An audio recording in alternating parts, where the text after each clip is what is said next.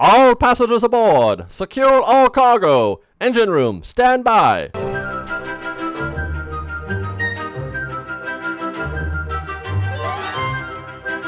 Hi, Fresh Baked Dave here. We've got ourselves a special little episode. Well, I hope anyway. I am a fan of nuance at Disneyland. The things that, like, I don't go for souvenirs or merchandise much. What I like to see are like behind the scenes sort of alternate ways of looking at Disneyland. I like to see the park from different angles. I like to know what's going on behind the scenes. I like to know some of the backstory of what's happening.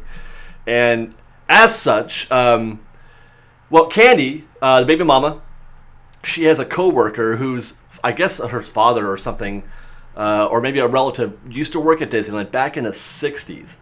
And he said, she told him that I was a big fan of Disney and that I was a huge Disney nerd. And he says, I've got something that David might like. And he brought her to her office these things, which we're about to look at here real quick. I've only just barely browsed them, but what we're about to look at are some, I guess, employee manuals, I guess is the way, protocols, like a handbook on how to operate a couple of attractions in Frontierland. Like I said, I've only looked at these just briefly, so this is all going to be kind of a mystery that we're about to unsolve, but you'll look and see at the first one. Here, let me sign this. There was one that I was really looking at, and we've got a Mark Twain. I'm going to try to cover up this guy's name because I don't want him to show that. Okay, look at this. It just says Mark Twain on there. Now, it's hand typed. These are. It's a manual for employees of the cast members of the Mark Twain, and I'm gonna go a handy cam here in a second, and we're gonna take a look at this and just marvel at the history that I'm holding in my hands right now.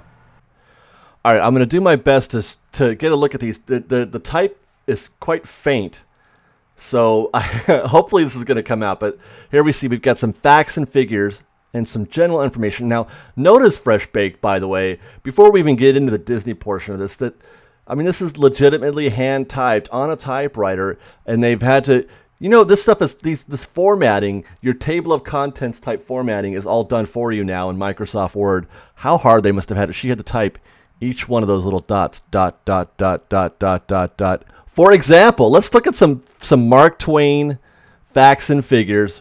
It's a 5/8 scale model of a typical stern wheel steamboat that plied our frontier rivers. I love, by the way, how they have injected history into what amounts to an employee manual, right? So I think that's neat that they use that term, that plied our frontier rivers. Okay. So a lot of this is technical. Oh, here we go. Here's some whistles. 3-tone steam whistle piped to the boiler. And then, here's the Texas deck is the third or upper deck. Why do they delineate that, I wonder? I have to be very careful with this. What else we got here? Number 2, the main boat controls. Briefly, the speed of the Mark. Briefly, I love that. The speed of the Mark Twain is controlled by an overhead wheel-type steam valve located in the engine room in the port side. So it's a functioning steam engine. Awesome. And yeah, it kind of just goes on and on here to see the heat is generated by diesel fuel being sprayed in a fine mist into the tubes where it is ignited. Oh, let's move on because I see something that's interesting. Oh, attraction time study. So what is this? This is like a... Oh, look at that. Date of observation, August 19th, 1967. If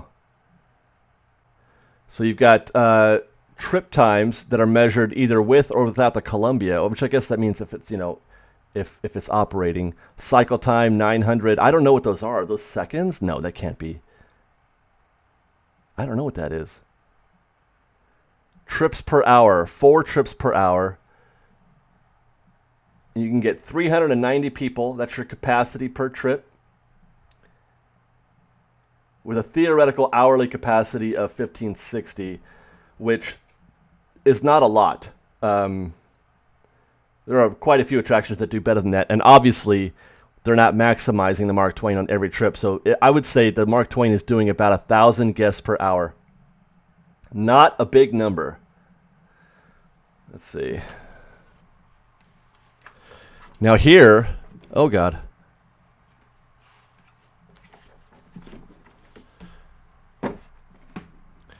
Here's a map of the rivers of America, which, you know, it's not a big deal. We all kind of know what that looks like. But one thing that I wanted to note are the names for some of these things. You've got Smuggler's Cove, which they don't, now it's Pirates Cove, I think. There's a, let's see, where was it? Oh, the Keelboat dock. The Keelboats, which we have a book for that as well.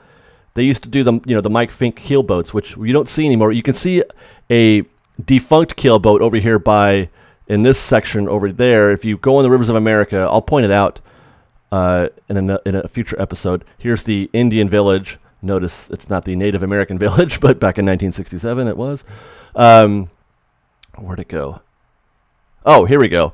As you round the corner on Rivers of America, there used to be a burning cabin, and that was the cabin that was always on fire. It's now, what is it, Mike Fink's cabin now, where he's you know, hanging out, and you can hear him talking.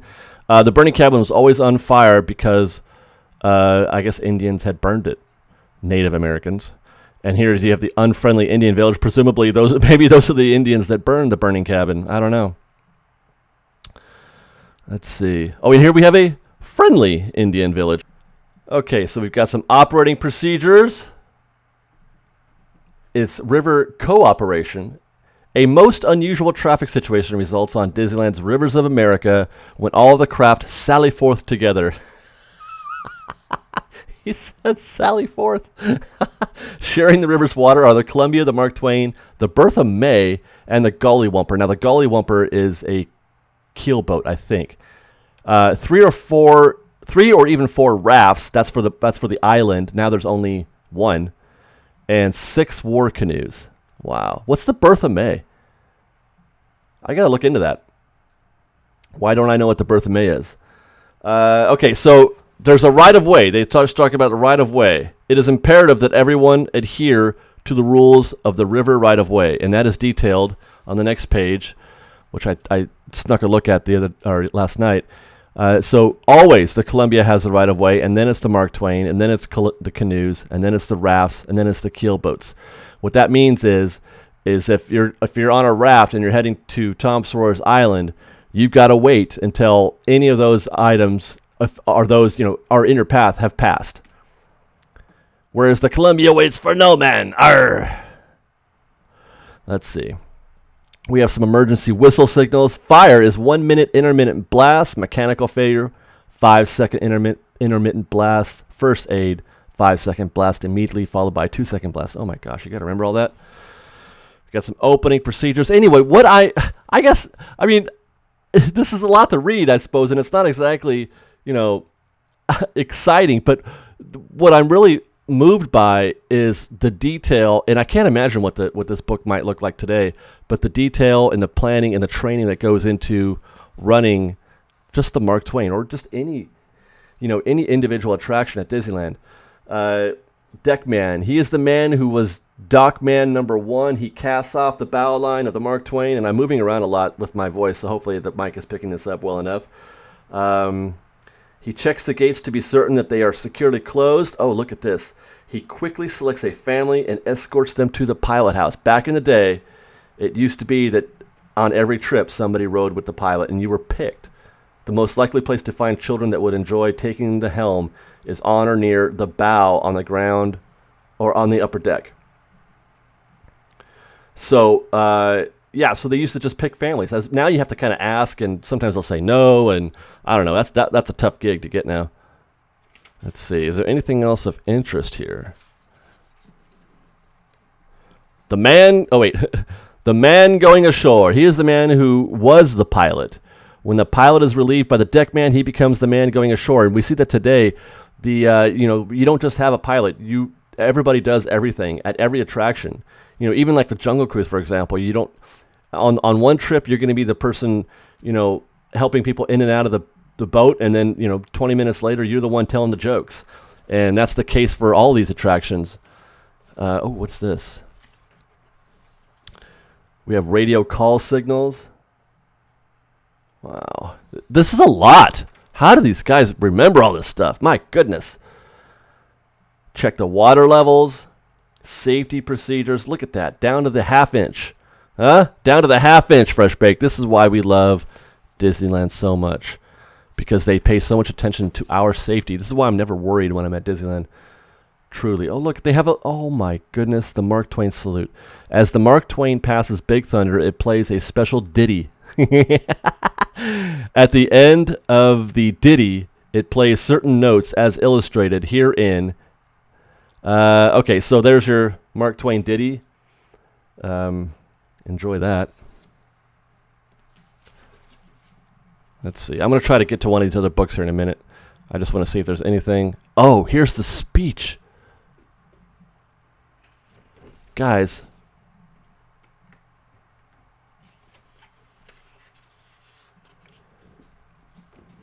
Look it.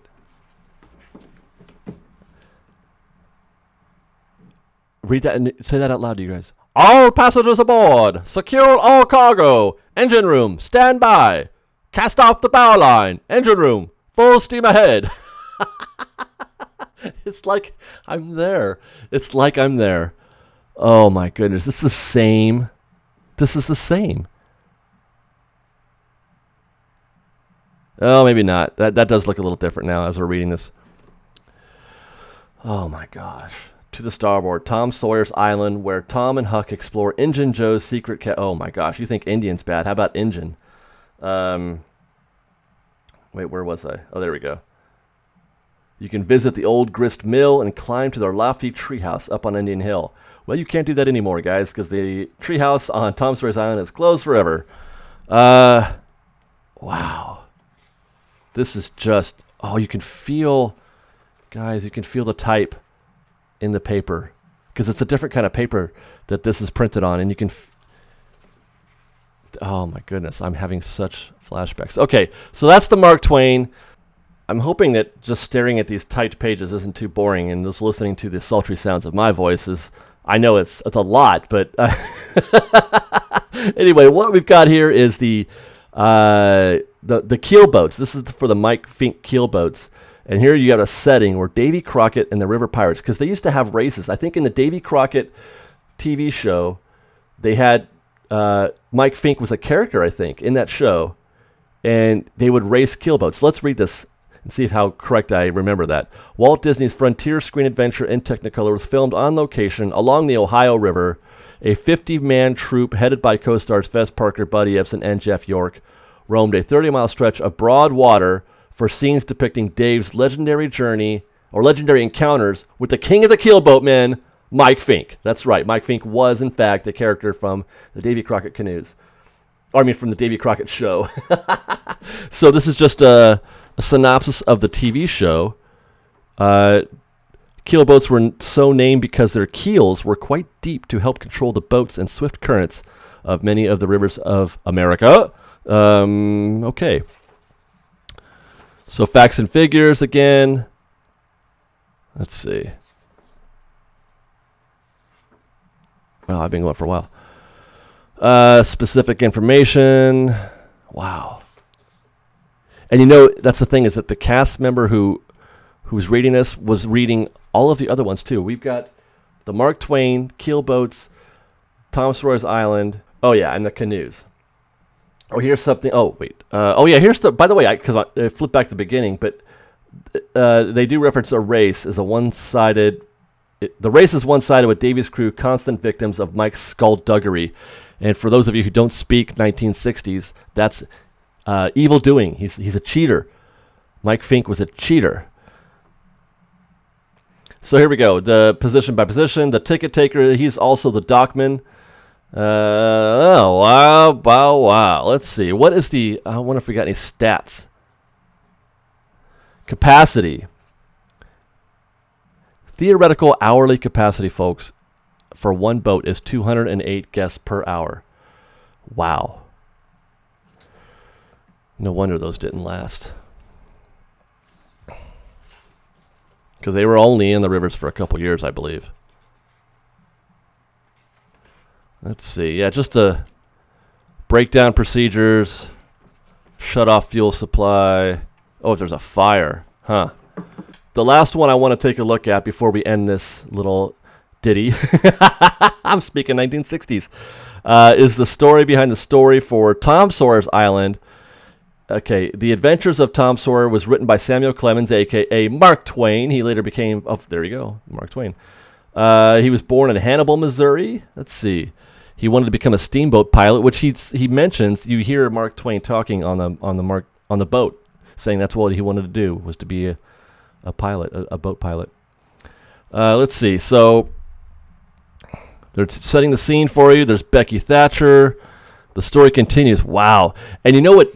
This is why this is important, because it's important for the cast members to know all this information. God, I don't know why I didn't think of this before. Because I'm thinking, why are they going through all the trouble of giving you all this history? It seems kind of superfluous. Like, I want to know how to operate the boat, but no, at Disneyland, there's more to operating the boat. You have to know that, and you have to be an expert on whatever it is that you're piloting, or whatever, wherever you're working, because they had cast members, for example, on the Tom Sawyers Island back in the day. Matter of fact, they had Tom and Becky Thatcher on the island. They would walk around, face characters. But you have to know this story. You have to know it so that you can participate in whatever fantasy that the guests are trying to have at that moment, in terms of reliving the times of Mark Twain. Golly, I keep doing that, of Tom Sawyer. So you have to be well immersed. You have to know all of this, and that's why it's important when you're going to Disneyland and you meet a character that you know their story too, so that you can that is really the key thing when interacting with a character today, is if you can bring some of the actual story to the character, they will give it back to you, and they'll share that with you, and you guys can have an actual exchange, a moment. It's pretty amazing. So yeah, that's why they do that. Isn't that great? Okay, so let's see. I know that there were some features of this island that that no longer play. I know that one of them is that you used to actually be able to fish on the island. They actually stocked fish in the rivers of America. I'm trying to see if I can find any reference to that. Most of this, though, appears to be safety. Water fountains. Let's see. Pump house. Tom's Oilers. Oh, Tom's.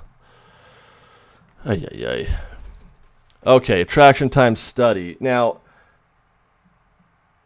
I don't know how you figure this, because it's not a ride, but their theoretical hourly capacity is 555 guests per hour, which I guess, what that is the number of people you can put on a raft. Yeah, you could put X number of people on a raft, and that raft makes X number of trips per hour. There's your capacity.